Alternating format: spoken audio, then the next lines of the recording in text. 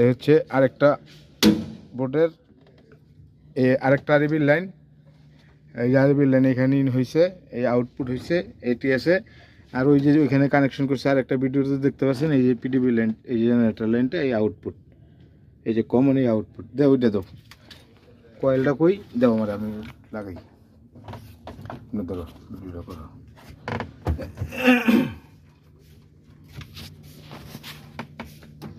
এই কয়েল, এটা সমস্যা ছিল, সমস্যার সমাধান করছি অবশ্য।